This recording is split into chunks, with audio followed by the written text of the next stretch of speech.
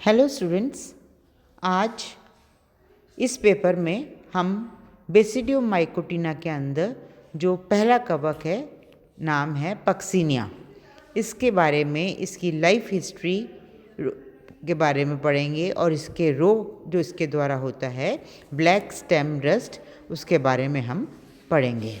Basidium माइकोटिना का आपको बता रही हूँ, फर्स्ट मेंबर है पक्सिनिया। इम्पॉर्टेंट कवक है जिसके द्वारा जो रोग है ब्लैक स्टेम रस्ट या काला कीट रोग गेहूं पर होता है। स्टार्ट करते हैं सबसे पहले पक्सिनिया की वर्गीकरण से। जगत है माइकोटा, डिवीजन यू माइकोटा, उप डिवीजन है बेसिडियो माइकोटिना, वर्ग है टीलियोमाइसिटिस। ध्यान रखिएगा, जब वर्ग है टीलियोमाइसिटिस, गण है यूरिडिनेल्स और जो कुल है पक्सिनियासी। और इस पक्सिनिया जो कवक है इसकी लगभग 18,000 विभिन्न जातियां हैं और ये जितनी भी जातियां हैं विश्व के सभी भागों में वितरित हैं और भारत में इसकी लगभग 147 जो हैं स्पीसीज देखने को मिलती हैं। पक्सिनिया जो कवक है गेहूं, मक्का, ज्वार आदि पे भयंकर रोग जिसे हम कहते हैं रस्ट डिजीज़, हिंदी में कहेंगे कीट रोग, जो है वो जो है इस कवक द्वारा इन फसलों पे जो है देखने को मिलता है। और ये रोग जो है काफ़ी विनाशकारी रोग है जिससे हर साल जो है काफ़ी जो है अपनी खेती में जो गेहूँ है, मक्का है, ज्वार है, वो उसका नुकसान पहुंचता है। तो जो सबसे ज़्यादा नुकसान है वो किसान को इस रोग से होता है, गेहूं का, मक्का का, ज्वार है। और करोड़ रुपए की गेहूं की फसल जो है हर साल इस रोग की वजह से खराब होती है। इसकी सभी जातियां, पक्सिनिया की सभी जातियां आंतरिक अविकल्पी परजीवी, इंटरनल ऑब्लिगेट पैरासाइट के रूप में देखने को मिलती हैं।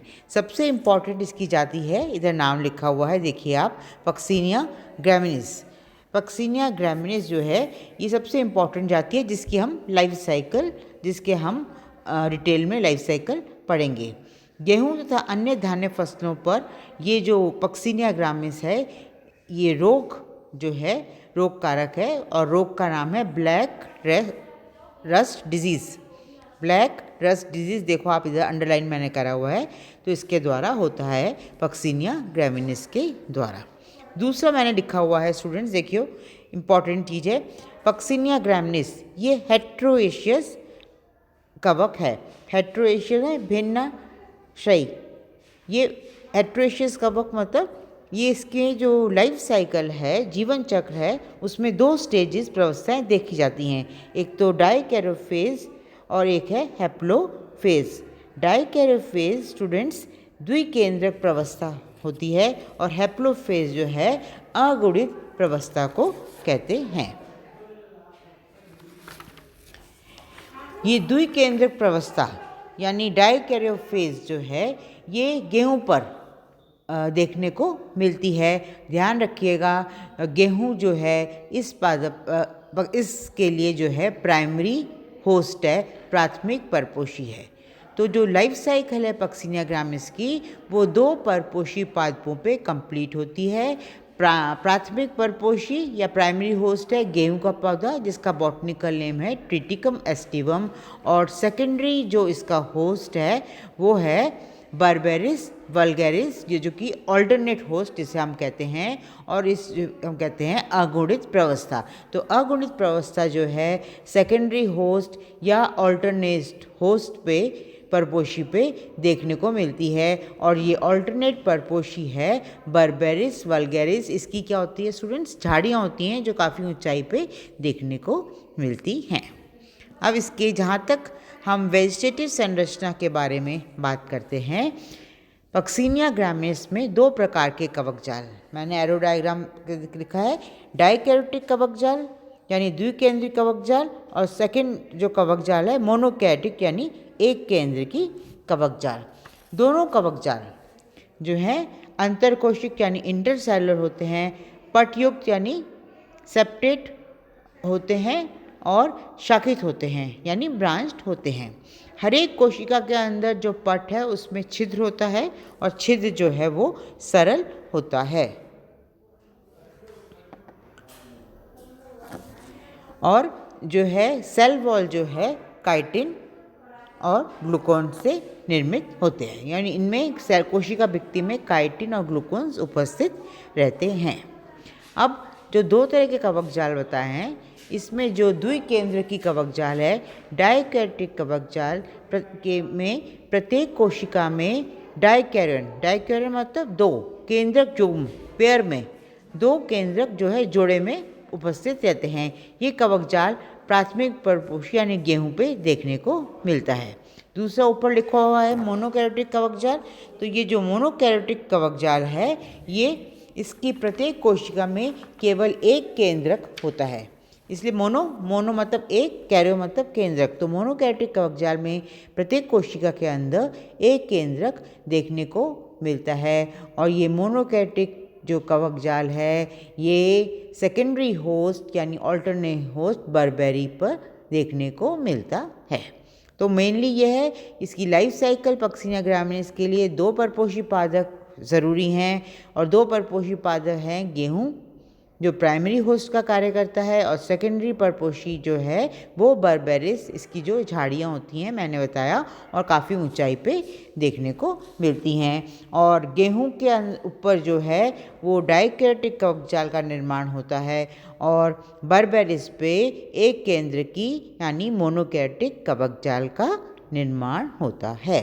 अब बात करते हैं पक्सिनिया ग्रामिनीस की जो है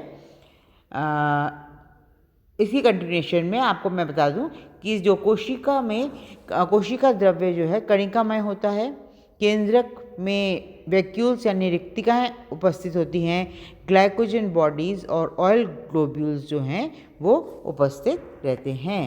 हेट्रोट्रॉपिक कवक है, मैंने लिखा हुआ है अंडरलाइन किया है पक्सिनिया ग्रामिनीस यानी परपोषित, अपने भोजन के लिए जो है दूसरे पादपों पे निर्भर करता है और जो भोजन जो एब्जॉर्ब करता है वो चूषकांग यानी हॉस्टोरिया द्वारा जो परपोषी पादप से है वो भोजन जो है अवशोषित करता है।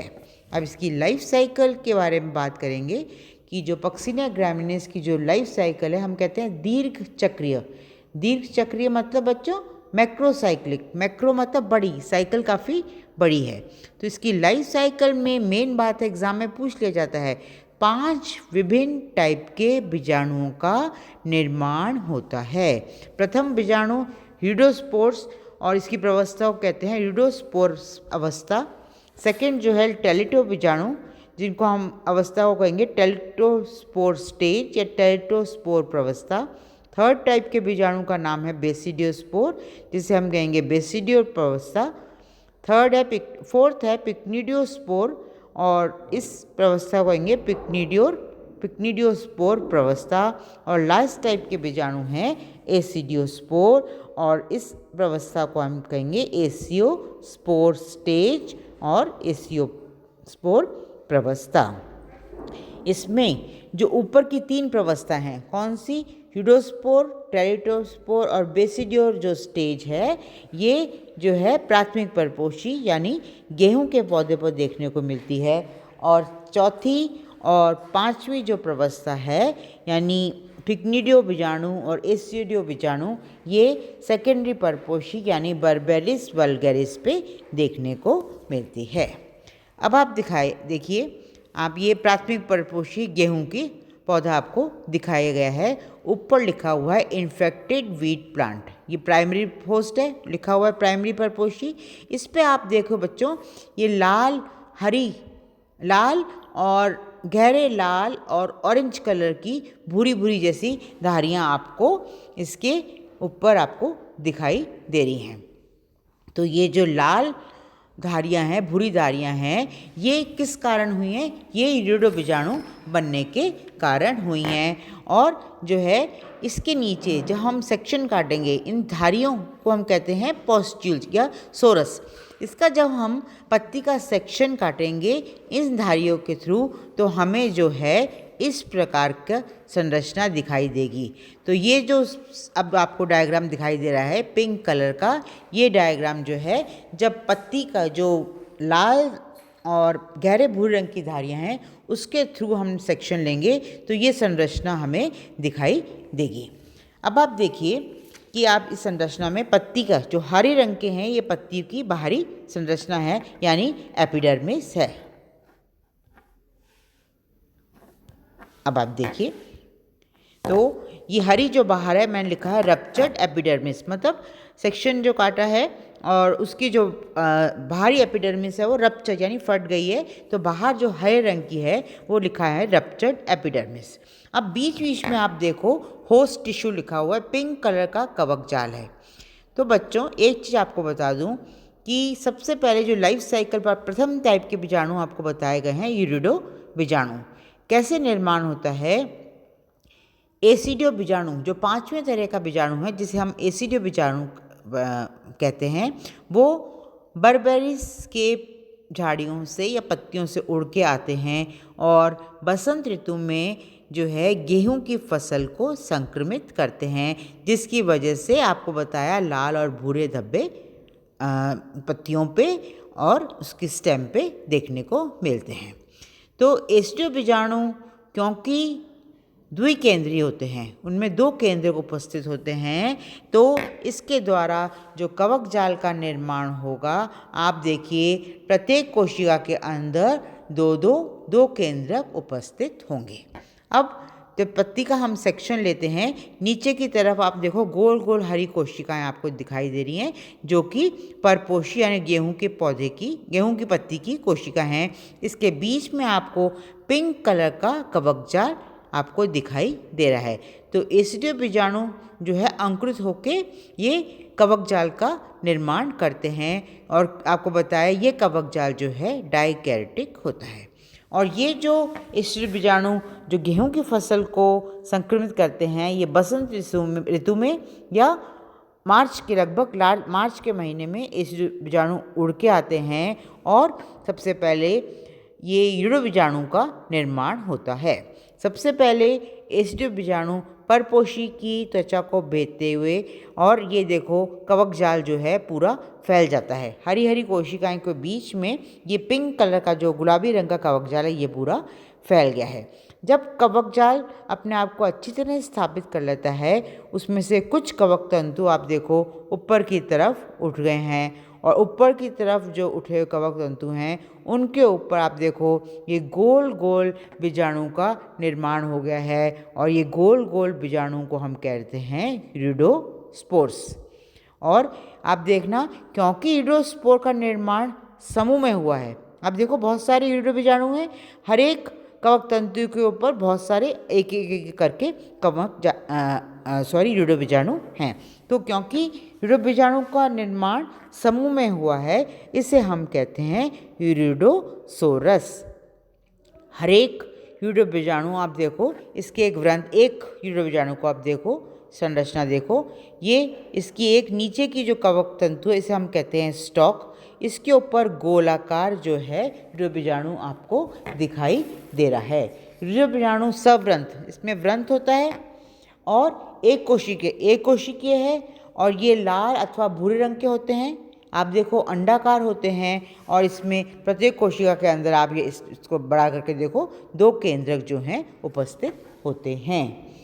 इनकी बीजाणु भित्ति जो है यूरिडो बीजाणु की जो भित्ति होती है वो 3 परतों में डिवाइडेड होती है। इनमें जो बीजाणु भित्ति होती है वो 3 परतों में डिवाइडेड होती है।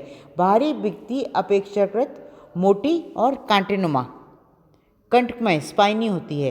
भीतरी भित्ति में 4 पतले, ध्यान रखना जो भीतरी भित्ति है उसमें 4 पतले जनन छिद्र होते हैं, पतले क्षेत्र होते हैं या थिन एरियाज होते हैं जिन्हें हम कहते हैं जर्म पोर और हिंदी में कहते हैं जनन छिद्र, राइट।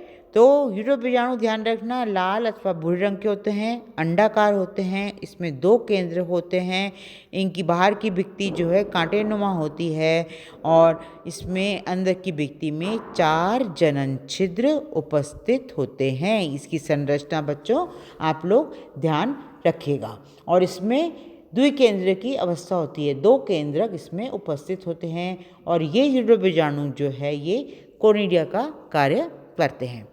क्या होता है कि यूडो बीजाणु जो है गेहूं की फसल पे इनका निर्माण होता है और जब गर्मी जो मार्च के महीने में बहुत सारे यूडो बीजाणु बनते हैं। यूडो बीजाणु आपको बताया कोनिडिया का कार्य करते हैं और ये उड़ के जाते हैं, दोबारा से नई फसल को संक्रमित करते हैं, गेहूं की फसल को संक्रमित करते हैं। तो यूडो बीजाणु उड़ के जाते हैं और दोबारा से नई फसल को संक्रमित करते हैं और दोबारा से कवक जाल का निर्माण होता है और दोबारा से यूडो बीजाणु का निर्माण होता है। क्योंकि यूडो बीजाणु से यूडो बीजाणु का निर्माण हुआ है, इन यूडो बीजाणु को हम रिपीटिंग स्पोर्स भी कहते हैं। तो ये कार्य ये कब तक चलता था यूडो बीजाणु से यूडो बीजाणु का निर्माण, जब तक गर्मी तेज नहीं हो जाती। तो जब जैसे जैसे गर्मी तेज जाती है तो यूडो बीजाणु जिन यूडो बीजाणु ने पहले दोबारा से यूडो बीजाणु का निर्माण किया था उसी कवक जाल में अब क्योंकि वातावरण में तापमान बढ़ गया है, सेम कवक जाल जिसने पहले यूडो बीजाणु का निर्माण किया था अब सेकंड टाइप के बीजाणु का निर्माण करता है, जिसे हम कहते हैं टेलिटो बीजाणु। तो बच्चों ये तो मैंने आपको इस चैप्टर में बताया कि कैसे इसकी लाइफ साइकिल के इंट्रोडक्शन के बारे में बताया और 5 विभिन्न टाइप के बीजाणु कैसे क्रम में बनते हैं, एक के बाद एक क्रम में बनते हैं और लाइफ साइकिल तभी पूरी होती है जब 5 तरह के बीजाणु जो है पूरे कंप्लीट हो जाते हैं।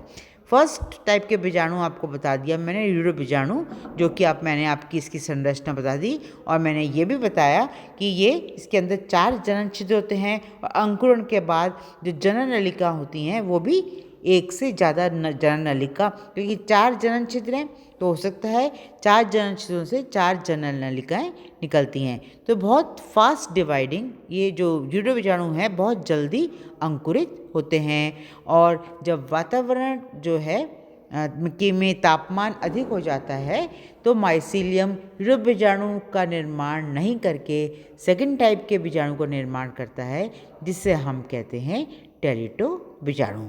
तो स्टूडेंट्स ये तो मैंने आपको पक्सीनिया पार्ट 1 में आपको यूडो बीजाणु तक पढ़ाया। सेकंड पार्ट में मैं स्टार्ट करती हूँ सेकंड प्रवस्था, जिसे कहेंगे टेलिटो स्पोर प्रवस्था। Thank you.